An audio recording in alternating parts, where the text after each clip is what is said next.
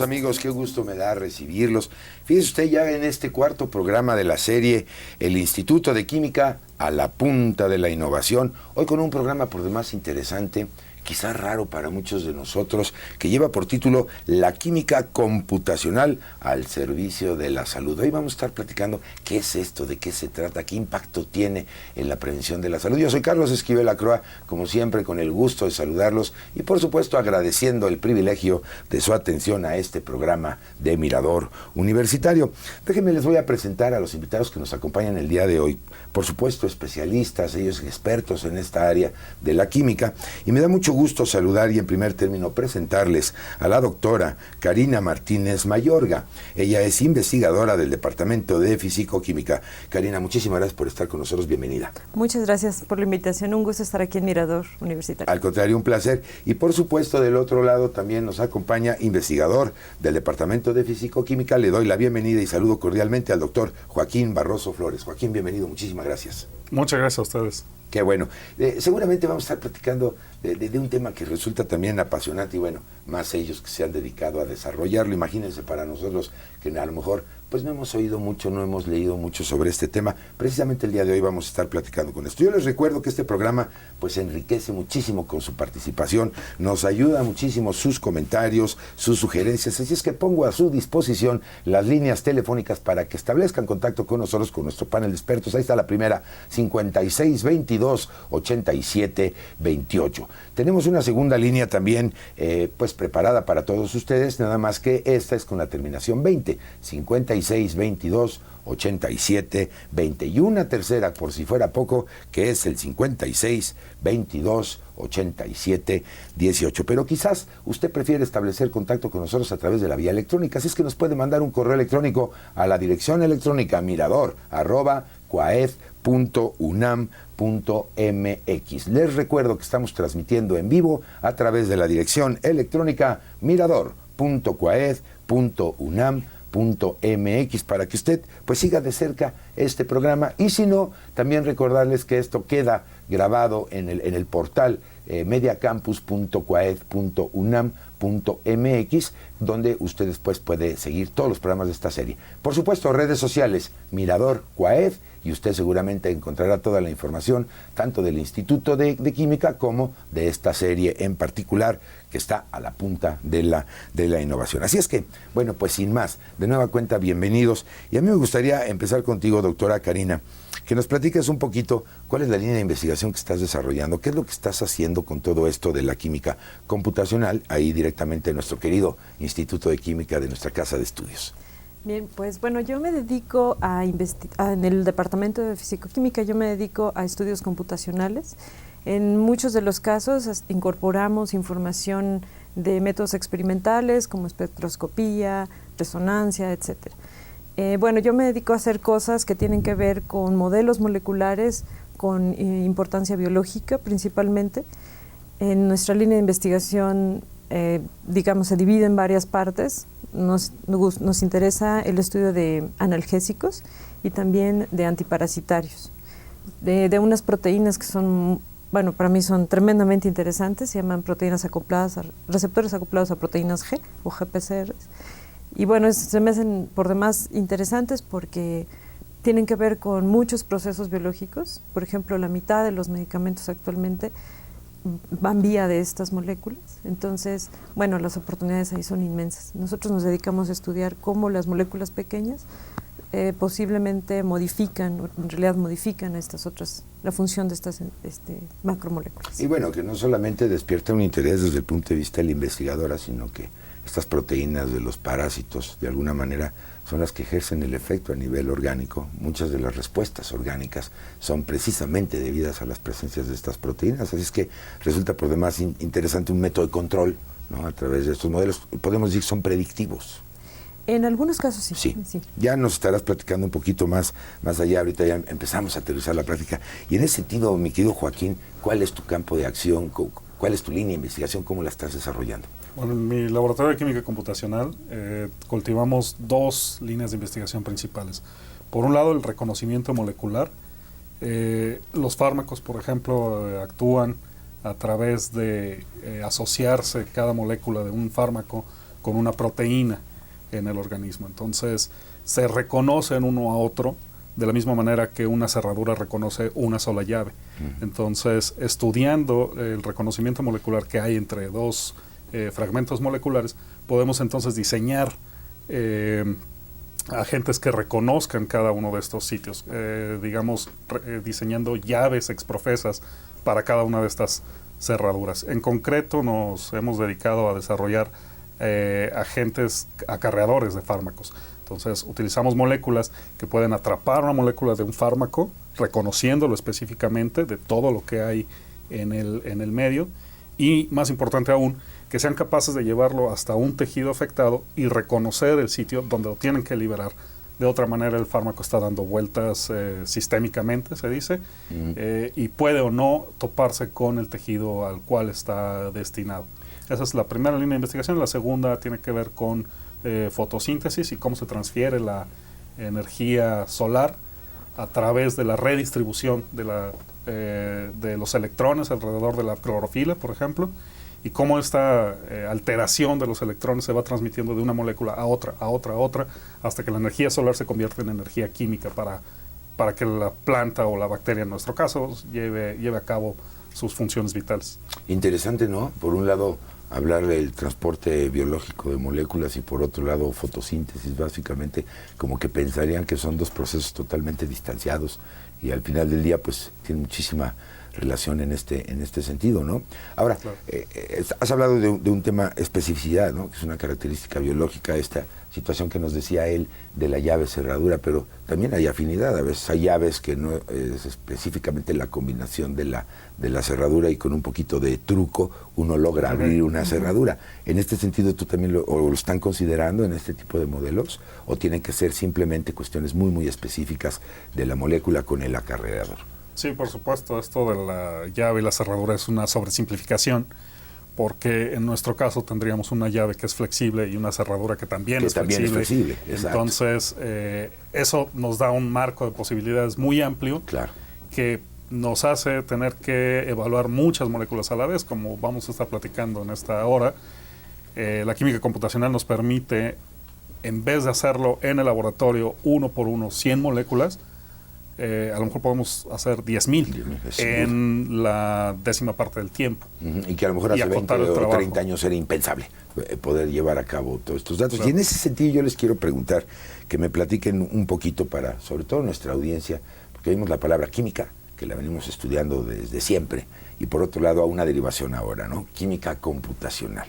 Entonces, si son tan amables, ¿por qué no nos explican desde su punto de vista qué es la química para entender el concepto de base y después qué es la química computacional? No sé si empiezo contigo, Joaquín, contigo, Karina, ustedes me dicen, que además es la experta. Déjeme decirle que tenemos aquí a la desarrolladora de esto de la química computacional. Te escuchamos.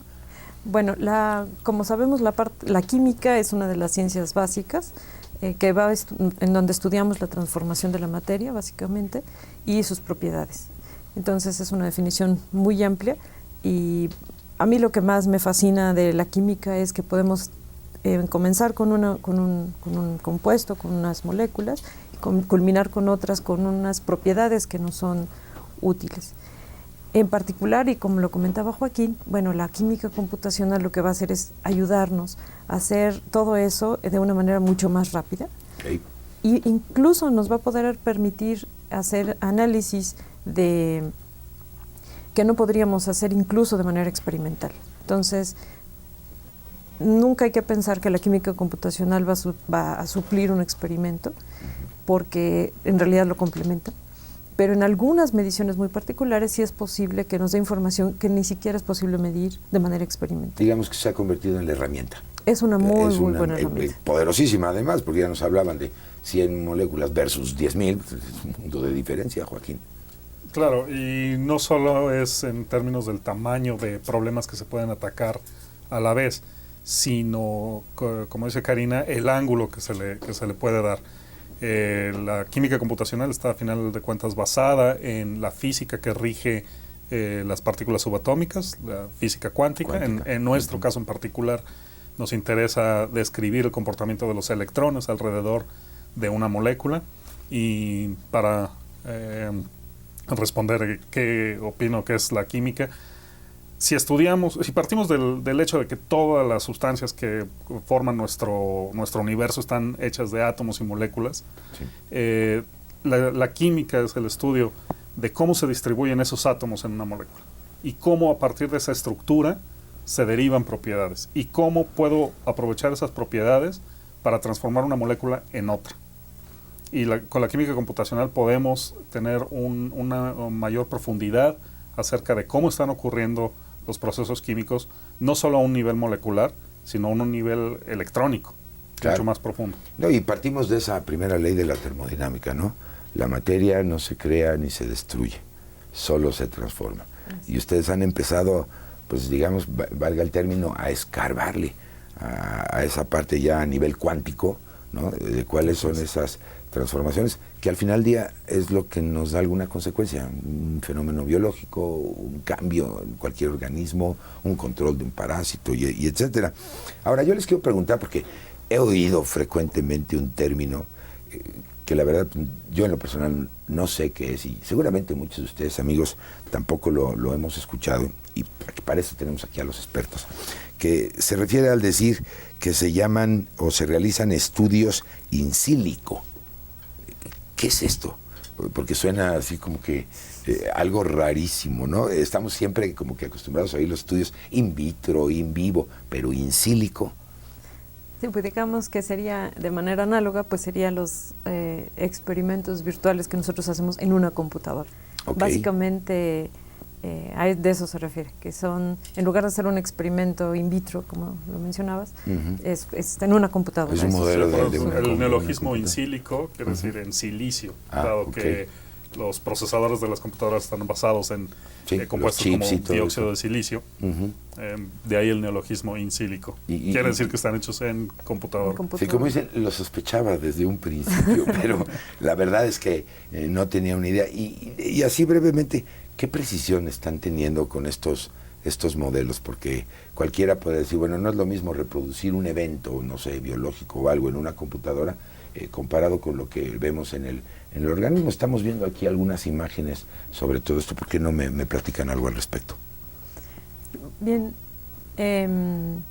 respecto a la precisión, creo que es importante mencionar que dentro de todos los modelos que nosotros podemos tener acceso utilizando química computacional, la variedad de modelos depende mucho de las simplificaciones que se hacen. Cada modelo va a tener simplificaciones y por lo tanto los alcances y la precisión y todo esto va a tener que ver con qué tan simplificados hacemos las cosas. En las imágenes que veíamos hace un momento en pantalla, es una proteína, es una molécula grandota, una biomolécula que por mucho tiempo se usa únicamente mecánica molecular. Hay algunos estudios ahora con mecánica cuántica en algunos fragmentos de la proteína, como la que tenemos ahora en la imagen, pero básicamente se utiliza mecánica molecular en donde realmente estamos ignorando electrones, que sabemos que es una simplificación muy dura, pero nos permite, por medio de unos métodos que se llaman parametrización, tener resultados bastante confiables. En cuestiones de cuántica, que Joaquín nos podrá comentar más, la precisión es bastante alta, con niveles muy cercanos a la realidad. En cuestiones biológicas sí no podemos tener tanta cercanía, pero al menos nos sirve para ya sea guiar un experimento, escoger moléculas, para tener una ayuda en el diseño de estructuras. Pues sí, la selección del método es, como se dice, según el sapo es la pedrada. Sí, exacto. Entonces, si queremos estudiar algo a un nivel muy profundo, como lo que comentaba yo de la fotosíntesis, la mecánica molecular básicamente es reducir una molécula a una colección de esferas duras unidas por resortes. Ahí pierdo toda la distribución electrónica y ya no puedo saber qué pasa cuando la luz del sol le pega a la distribución electrónica de una molécula de clorofila. Entonces ahí yo necesito un modelo mucho más sofisticado, pero el problema con esos modelos más sofisticados es que se vuelven computacionalmente más demandantes y no puedo atacar problemas de demasiados átomos como una proteína. Hay forma de darle la vuelta y entonces puedo tomar un pedazo de la proteína y hacer una descripción sofisticada y el resto hacer una descripción un poquito menos sofisticada. Pero para eso tenemos aquí en la UNAM una de las computadoras más poderosas, una de las del famoso Top 500 de las computadoras más poderosas del mundo, que es básicamente donde realizamos la mayor parte, el grueso de nuestro trabajo. De las corridas, digamos, exactamente, en la computadora. Ahora, toda esta es la parte técnica.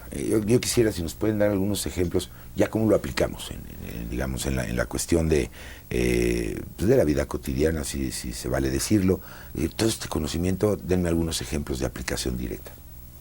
Sí, hay básicamente ya ninguna empresa farmacéutica grande hace el descubrimiento de nuevos fármacos de la manera tradicional, que era conociendo una molécula a lo mejor de origen natural, que tenía un cierto efecto, y luego realizando modificaciones in vitro en el laboratorio sobre esa molécula, tratando de mejorar o optimizar su efecto biológico. Eso toma mucho tiempo. Cada paso de esa transformación química tiene que ser purificado, tiene que ser analizado. Todo eso toma tiempo, consume recursos, no es necesariamente lo más amigable con el ambiente. Sí, y además la variabilidad de resultados, ¿no? Y la variabilidad de resultados pues tiene que tomar en cuenta. Entonces, una vez que se genera un fármaco derivado del producto natural, hay que probarlo en muchísimos sujetos, a diferentes niveles. Eso toma mucho tiempo. Si encontramos descriptores, nos va a hablar Karina de eso, si encontramos alguna propiedad que yo pueda calcular en la computadora, y entonces puedo definir e incluso enseñarle a la computadora a generar 10,000 moléculas análogas al producto natural inicial, y luego a calcular alguna de las propiedades que se correlacione con el efecto biológico. Entonces puedo reducir el tiempo de búsqueda de desarrollo de un fármaco tremendamente. Entonces, básicamente ya no hay ninguna empresa farmacéutica grande que no se apoye de estas herramientas. Y además yo creo que el avance estamos cambiando, ¿no?, del ensayo y error, o de la causa y efecto como se hace o se hacía bajo modelos muy tradicionales. Es un ensayo y error más, ¿no?, educado. Más educado. Exactamente es a donde yo quería llegar, porque finalmente es lo mismo. Pero fíjense el impacto, porque esto reduce por mucho el número de sujetos en investigación en términos de animales vivos, la cuestión sustentable, más amigable con el ambiente, y sobre todo el tiempo se reduce de una forma impresionante, y en términos de recursos, por supuesto, eso también tiene un impacto directo, pensando ya en un producto final. Claro. ¿No? Ahora, en este sentido, con respecto a la salud, ¿no?, ¿cuál puede ser el impacto de esta química computacional? Tú, Karina, nos comentabas al principio, por ejemplo, hablar de analgésicos, hablar de ciertos antiparasitarios. Sí, bueno, la manera tal vez en que podría verse es que podemos usar muchas metodologías en diferentes sentidos. Por ejemplo, podemos verlo a nivel atómico, en donde estudiamos interacciones y vemos qué molécula va a interactuar más, tratar de indagar cuál nos va a dar una respuesta más favorable, pero también podemos tener el análisis, por ejemplo, de bases de datos. Eso es algo que se utiliza mucho en la industria farmacéutica. El área general se llama quimioinformática, y ese tipo de investigación es también química computacional, porque también estamos estudiando estructuras, moléculas, que nos va a interesar cómo afecta la estructura con la propiedad. Finalmente todo se va a reducir a conocer la estructura a profundidad, de ser posible a nivel electrónico y demás, distribuciones electrónicas, y también cómo vamos a interpretar las propiedades de esas moléculas. En la cuestión específica de salud, pues como se mencionaba, la investigación de diseño de nuevos medicamentos, y también hay un área que se llama ADME, que quiere decir todo el proceso desde la absorción, metabolismo, distribución, excreción y toxicidad. Entonces, hay muchos modelos que se enfocan a tratar de investigar cómo va a ser la distribución, absorción, metabolismo, excreción de esos compuestos en nuestro organismo. Entonces, en ese sentido, hay algunas reglas que decimos, bueno, si no cumple estas reglas, entonces va a ser, no va a tender a ser un fármaco en un futuro. Entonces, se reducen tiempos, podemos indagar que sean menos tóxicos, etcétera. Entonces, creo que esa parte es quizá la más explorada, aunque están surgiendo otras áreas. Por ejemplo, en química de alimentos también, el estudio de no sé, de saborizantes, qué tipo de interacciones puede tener con el organismo. Otra área muy bonita que se refiere a cómo nuestra alimentación también nos puede producir efectos positivos a la salud. Entonces, como que tratar de cubrir poner puentes entre la parte de alimentos con la parte de salud, pues bueno, es muy interesante. No, y de nuevo abre un panorama grandísimo, porque, por ejemplo, no establecer la dosis letal 50 de un medicamento, pues ahora ya a lo mejor no se necesitan 50 animalitos, 50 ratones como para poderlo probar o más para llegar a esto, sino que el modelo permite hacer yo no sé cuántas combinaciones para poder llegar a esto, ¿no? Se necesitaría hacer sí, la ya prueba, en el ensayo obviamente pero ya biológico. no de 100 moléculas sobre 10. Así es. Y entonces esto pues reduce, como estábamos viendo, muchísimo tiempo. Vamos a escuchar una tercera opinión sobre el trabajo que realiza este investigador, que también pertenece al Departamento de Físico-Química del Instituto de Química, y que precisamente él nos va a comentar en la siguiente cápsula que se ha preparado para todos ustedes sobre cuál es su trabajo con respecto a la química computacional. Él es el doctor Fernando Cortés. Así es que si les parece bien, yo los invito, acompáñenme, vamos a ver este video y regresamos aquí a Mirador Universitario. Estamos hablando la química computacional en esta serie de televisión, el Instituto de Química a la punta de la innovación. Ya volvemos.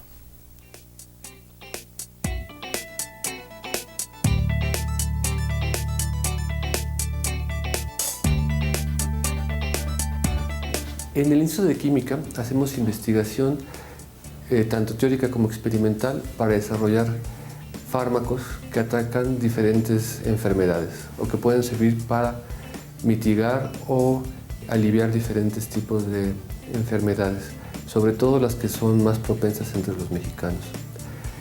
De los 5 departamentos que cuenta el Instituto de Química, el de Química Orgánica, Química Inorgánica, Productos Naturales, Físico-Química y Biomacromoléculas, todos tienen alguna investigación en curso para el desarrollo de fármacos y para explicar el mecanismo por el cual estos fármacos actúan en los organismos.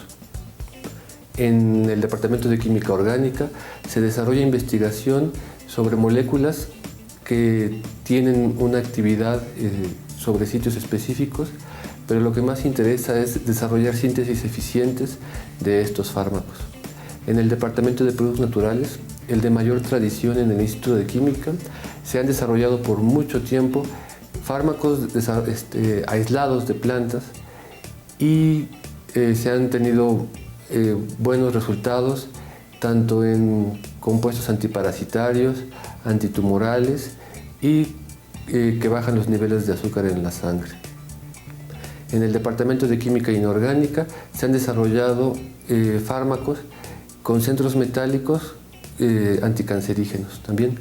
En el de biomacromoléculas se tienen varios péptidos que pueden servir tanto como anticancerígenos como para anestésicos y cuestiones de dolor. En el Departamento de Físico-Química lo que tenemos es el desarrollo de diferentes modelos que permiten tanto el diseño de fármacos como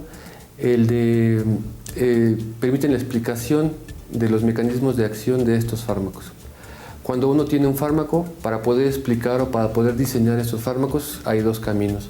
Uno es, si conocemos el sitio activo, podemos desarrollar fármacos diseñados que encajen en ese sitio activo, prediciendo las interacciones específicas con las que se van a unir a esos sitios. En cambio, si no conocemos ese sitio activo, lo que podemos hacer es desarrollar métodos QSAR que se basan en tratar de correlacionar estadísticamente la actividad biológica de esos compuestos con las propiedades moleculares y estructurales de los compuestos. Es como trabajar en piloto automático o cuando el avión va en neblina y no podemos ver lo que está pasando fuera, así es como sería el diseño de QSAR.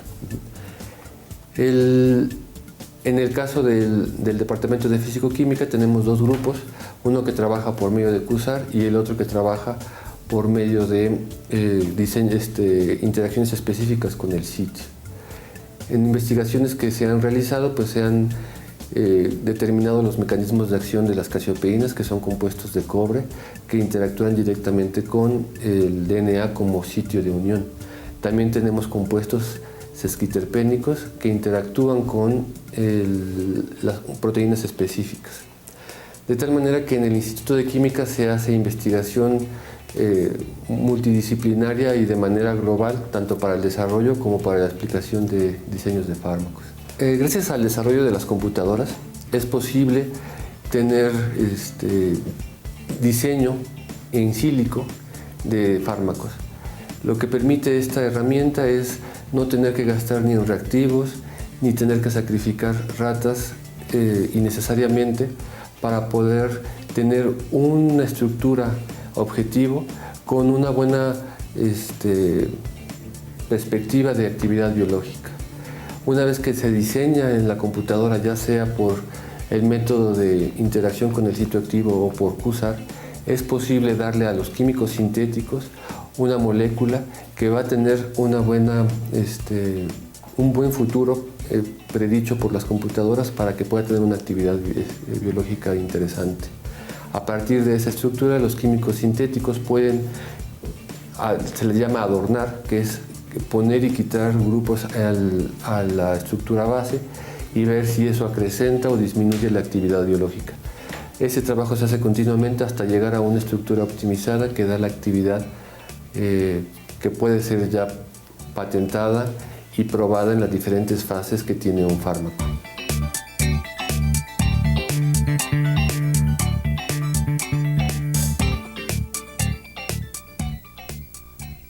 Pues ahí está ya, muchísimas gracias al doctor Fernando Cortés. Esto pareciera ciencia ficción, ¿no? De las imágenes que veíamos. ¿Algún comentario de lo que él ya nos platicaba con respecto a su trabajo? Una de las cosas que me llama la atención y que me recordó ahora viendo la cápsula con el doctor Cortés es la interacción entre grupos. Exacto. Nosotros tenemos la parte de los modelos. Es importante saber el alcance de estos modelos, pero también es bien importante poder compaginar con la parte experimental. Claro. En ese sentido, quisiera mencionar algo que me parece muy relevante. En el estudio de estas moléculas con actividad analgésica, hay una molécula que se llama salvironina A, que es muy importante. Resulta que todas las moléculas que interactuaban con estos receptores, que son los receptores de opioides, todos tenían un nitrógeno positivo, todos. Los que se conocían hasta ese entonces eran con un nitrógeno positivo. Pues resulta que el doctor Alfredo Ortega del Instituto de Química extrajo de una planta de Oaxaca un compuesto en 1982. Y resultó que ese compuesto fue el primero en la historia que se conoció que no tiene ese nitrógeno positivo. La relevancia de esto es que al no tener este átomo, va a tener una interacción diferente con la proteína y potencialmente va a tener otros efectos. Entonces, bueno, a nivel mundial fue un hallazgo muy importante. Gigantesco. Fue un parteaguas. Y en ese sentido, la parte teórica con la parte experimental como que se combinan muy bien. Se apoyan una de otras. Todas las imágenes que veíamos de estas proteínas las obtenemos experimentalmente. Bueno, no nosotros, para eso nos apoyamos en el Departamento de Biomacromoléculas, que se dedican a elucidar la estructura de las proteínas con las cuales trabajamos. Pues, ¿qué les parece si vámonos a una pausa y ahorita regresando retomamos el tema? Porque ya ve usted también en la química esto es trazable. Y si me permiten el término, dentro de la cadena de producción hay equipos multi e interdisciplinarios que dan como resultado un producto final y que tiene interacción directa, así, en la salud de todos nosotros. Así es que vamos a una pausa y regresamos aquí a Mirador Universitario para seguir platicando la química computacional al servicio de la salud. Ya regresamos, no se vaya.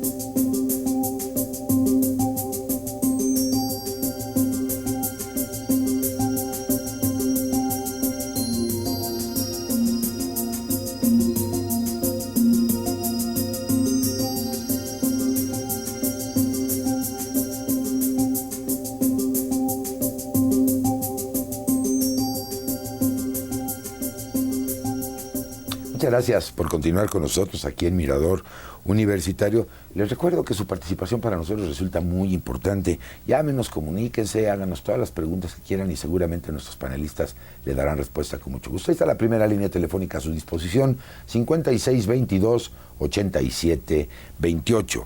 Una segunda línea que por supuesto también está abierta, 5622-8720. Y una tercera más, 5622-8718. Nuestra dirección de correo electrónico, si usted quiere mandarnos un comentario a través de esta vía, por favor hágalo a la dirección electrónica mirador@coaed.unam.mx. Y por supuesto, pues recordarles que estamos transmitiendo en vivo a través de la dirección electrónica mirador.coaed.unam.mx. Así es que una buena variedad de líneas de contacto para que usted pues lo establezca con nosotros, con toda la producción de aquí de Mirador Universitario, pero sobre todo con nuestros panelistas, para que si usted quiere pues profundizar sobre una duda o hacernos por supuesto también un comentario, una sugerencia, con mucho gusto.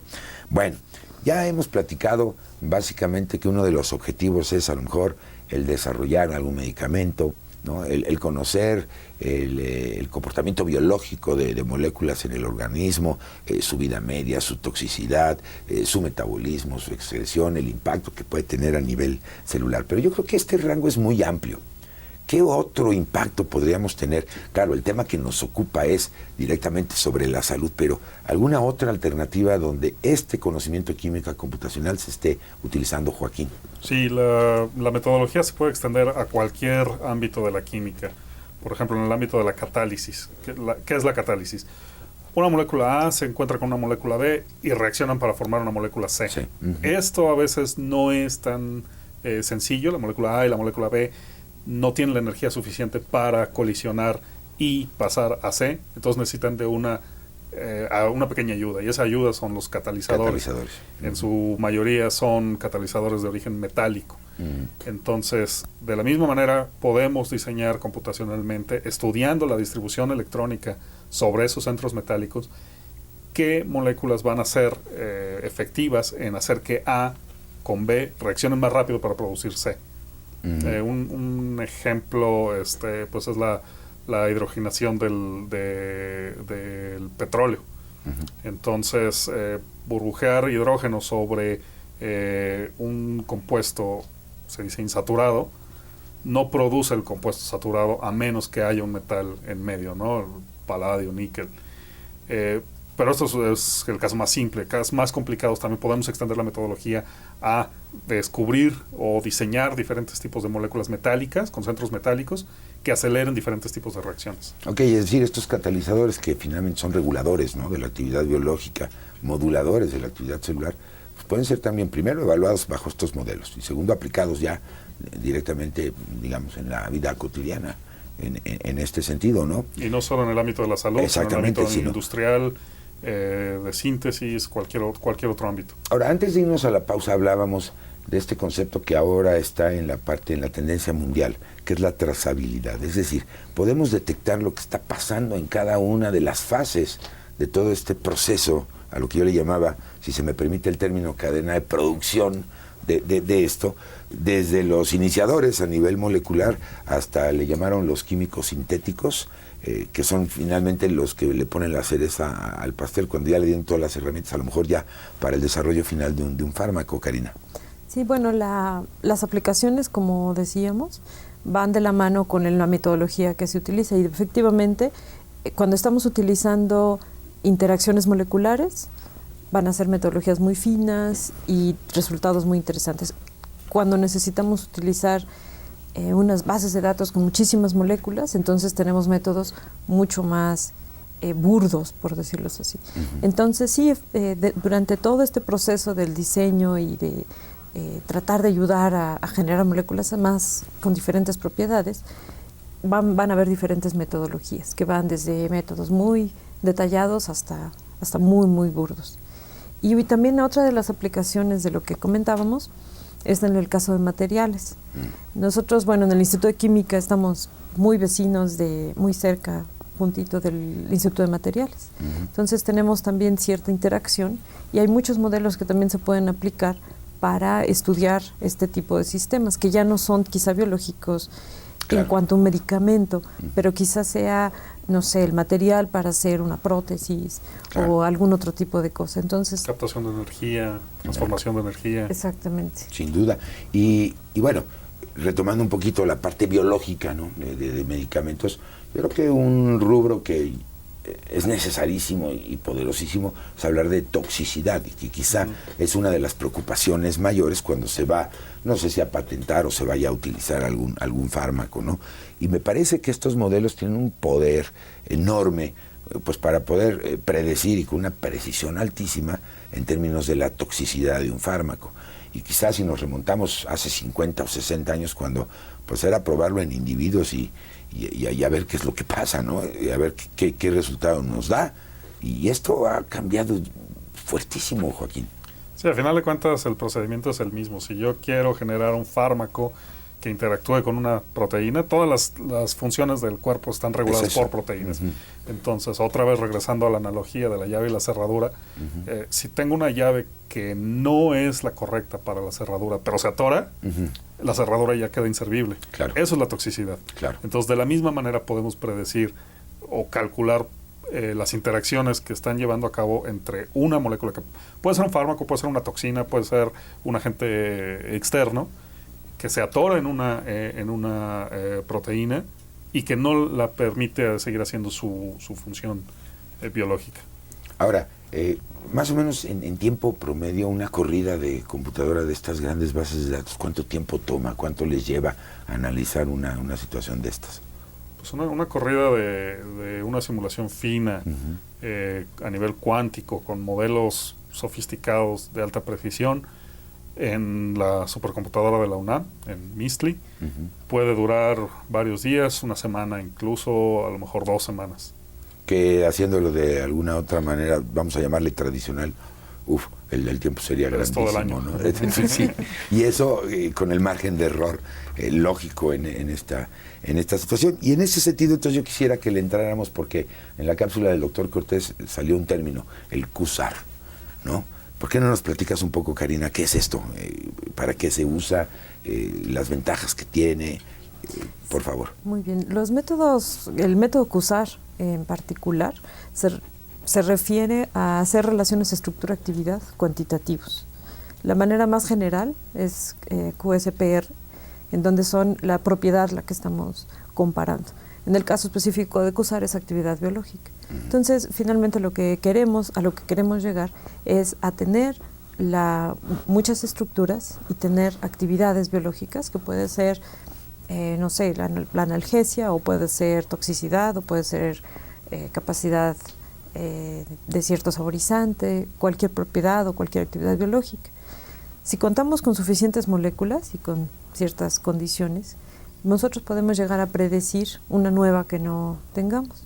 Entonces, en ese sentido, si nosotros tenemos una nueva estructura y queremos saber cuál sería su propiedad, basta con que tengamos la estructura que queremos investigar y podemos predecir esa molécula. Esto es muy usado y se ha usado muchísimo en la parte de alimentos, por ejemplo. Sí es muy importante tener en cuenta los alcances del modelo. Los estadísticos son muy importantes, y si tenemos unos buenos estadísticos y contamos con una buena base de datos, vamos a poder tener un valor predictivo razonable. Eso es bien importante, porque debemos de tener una interpretación correcta, porque si no tenemos una interpretación correcta, si no tenemos estadísticos correctos, podemos tener una conclusión errónea y decir que algo que es muy tóxico resulta que no es tóxico. Lo es, sin duda. Y si eso tiene un efecto en una decisión, pues es muy importante. Entonces sí hay regulatoria, por ejemplo. Regulatoria. Claro. ¿Se aprueba o no se aprueba el uso de un fármaco? Sí, sin duda. Y el impacto ya en el consumo, por decirlo de alguna manera, directo del fármaco, ¿no? La base del QSAR es la similitud. Si conocemos 50 moléculas y sabemos que se parecen entre sí, la número 51, si demostramos que se parece a las primeras 50, podríamos estimar un comportamiento parecido. ¿De qué valor predictivo estamos hablando? ¿Arriba del 95, 97, 98%? ¿Cómo andamos en ese rubro? Depende de la similitud, depende de la base aproximadamente, de datos. digamos, un numerito de saber cuál es la predicción que están buscando ustedes al correr el modelo? Bueno, sí se pueden obtener precisiones arriba del 80-90%. Que ya es muy alto en este sentido, ¿no?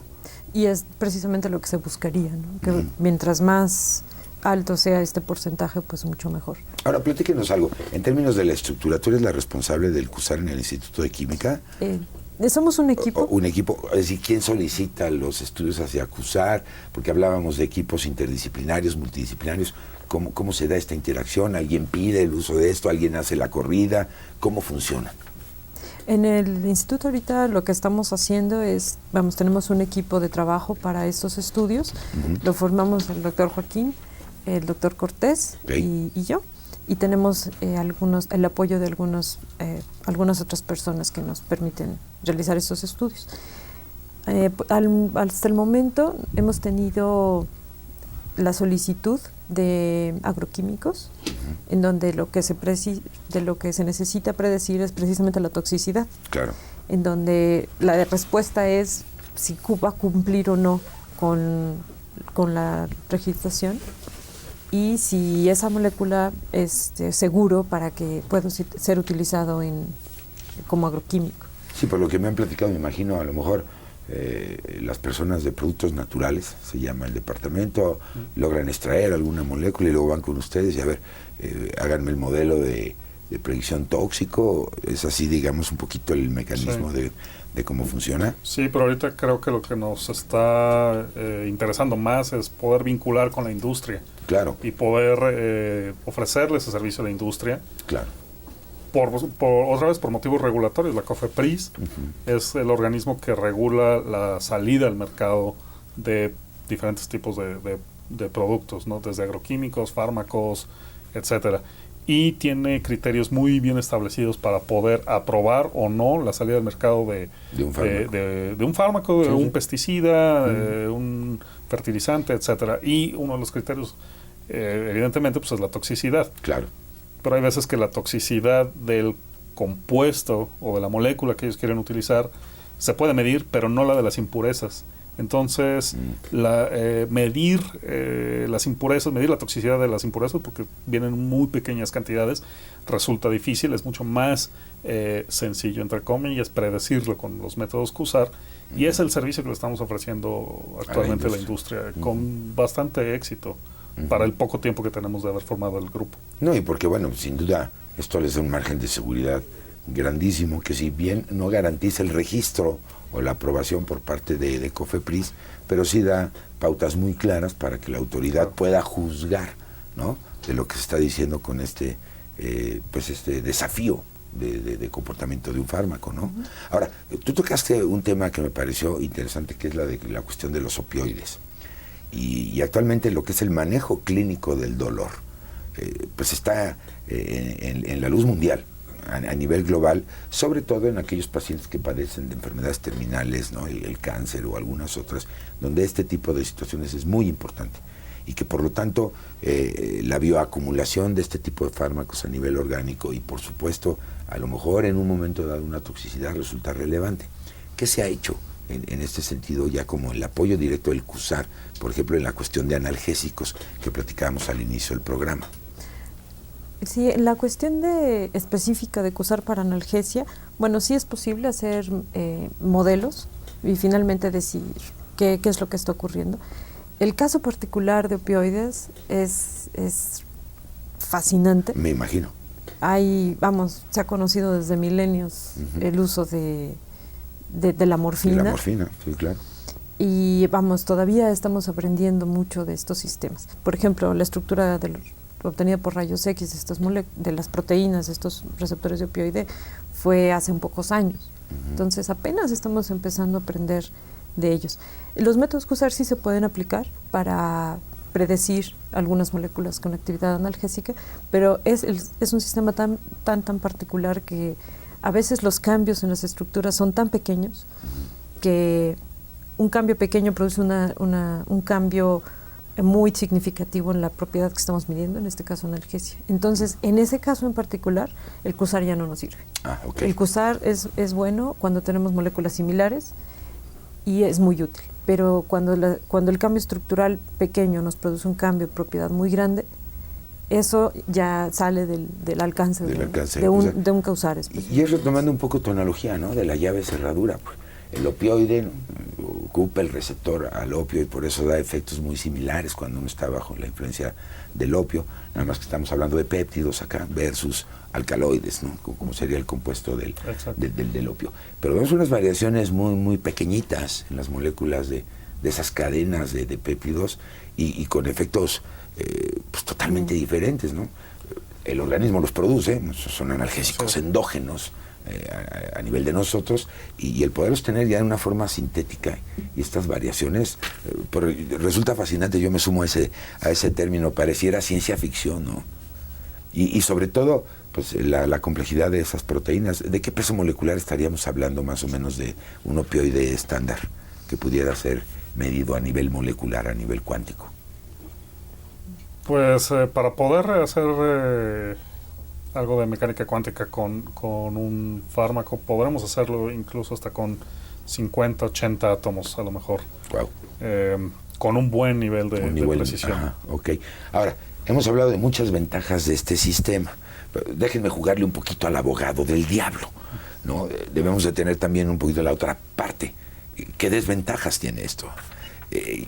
Noté alguna en tu comentario que bajo ciertas características ya el CUSAR ya no es competente, por decirlo de alguna manera. ¿Alguna otra desventaja que hayan ustedes detectado en estos sistemas?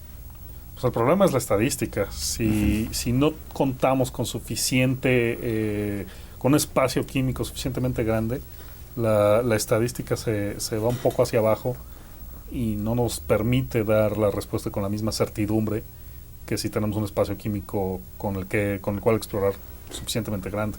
Sí, vemos estas imágenes que estaban pasando en pantalla y son modelos que resultan muy complejos y que ahora pues, pueden ser desmenuzados, ¿no?, en cada uno de sus componentes y que se pueden valorar. Hablar de estadísticos, ustedes ya tocaban ese tema. Eso significa que hay factor humano y que ese no lo podemos de alguna manera soslayar.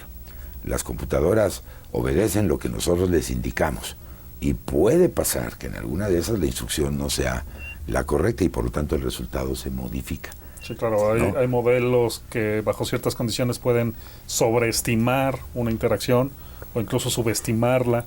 Entonces, por eso es muy importante siempre calibrar nuestros cálculos contra resultados experimentales. Okay. De ese modo tenemos la certidumbre que al menos para el problema que estamos atacando en el momento, tenemos o estamos utilizando el modelo correcto. Ajá. Era precisamente en ese sentido el comentario de ver cómo blindan ustedes, por decirlo de alguna manera, que la precisión de esos resultados sea la correcta y que no les esté dando a lo mejor una sobreestimación de lo que a lo mejor quizás en la realidad esté pasando, Karina.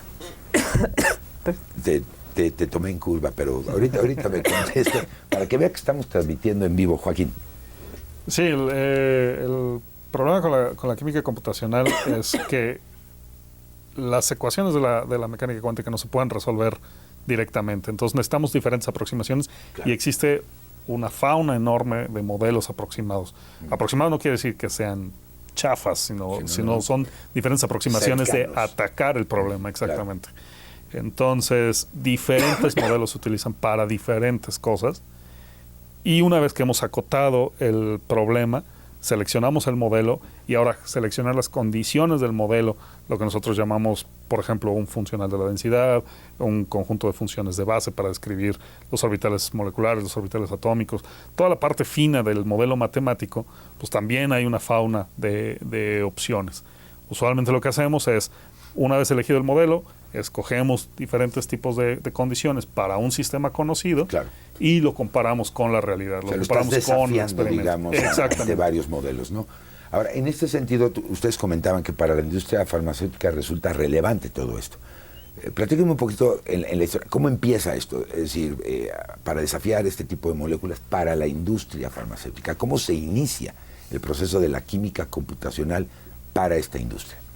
Pues quizá el caso de éxito más que más fanfarria ha tenido es el desarrollo del imatinib. De hecho, al inicio del programa platicaba sobre nuestra línea de investigación en acarreo de fármacos, y fue justamente utilizando el imatinib con que hicimos nuestros primeros trabajos. El imatinib se utiliza en el tratamiento de la leucemia crónica mieloide y en el del tumor gástrico, gastrointestinal.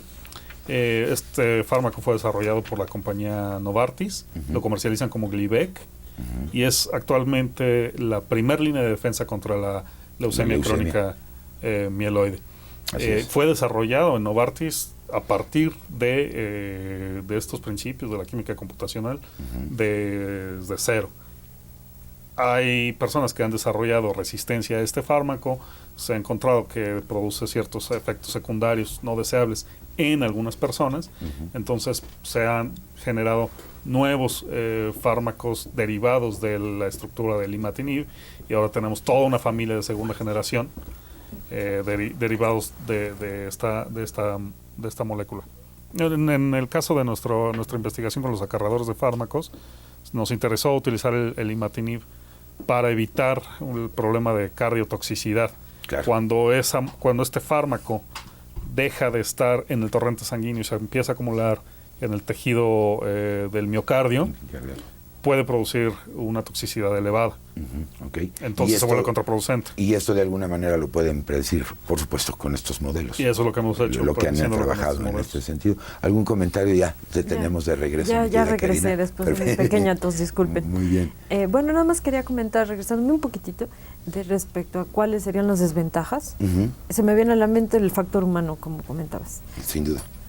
Tener a la disposición estas metodologías y emplearlas incorrectamente puede llevar a consecuencias importantes. Entonces, a mi punto de vista, si sabemos qué es lo que el método que estamos utilizando tiene, si conocemos sus limitaciones, entonces podemos conocer los alcances. Y claro, si sabemos, es más fácil controlarlas, ¿no? Exactamente. De alguna manera. Entonces, bueno, a mi manera de ver, creo que ese sería uno de las alertas que ya me gustaría mencionar, que algunas veces es muy tentador tomar una estructura, ponerla en un programa, tener un resultado, y si no sabemos bien qué estamos haciendo, pues podemos interpretar cualquier cosa, ¿no? Sí. Entonces, y digo, no quisiera sonar sensacionalista, pero esto pudiera ser desastroso si estamos hablando en términos de un fármaco y por supuesto en términos de toxicidad, ¿no? Pero bueno, haciendo una analogía, el tiempo resulta tóxico y ya se nos acabó. Así es que yo les quiero agradecer, por supuesto, la presencia de ambos y les pediría un comentario rápido, una conclusión final sobre esto. Karina, de nueva cuenta, muchas gracias por haber estado con nosotros. Muchas gracias por la invitación, muy encantada de estar aquí en Mirador Universitario. Bueno, a mí lo que me gustaría decirle a la audiencia y aquí en el estudio es que estos métodos tienen un alcance muy grande, que hay muchas cosas por hacer, muchas cosas que investigar, que aprender, que mejorar, que hay muchas vertientes y que a los jóvenes que quieren incorporarse a la ciencia, pues es un área muy bonita. Pues muchas gracias. Joaquín. Pues igual, muy agradecido por estar aquí, por la invitación, y decirle a toda la gente que se acerque a las redes sociales del Instituto de Química. Tenemos muchos eventos de divulgación para diferentes niveles, no solo para estudiantes, sino para el público en general que está interesado en la química. Perfectamente, pues Joaquín, muchísimas gracias por habernos acompañado.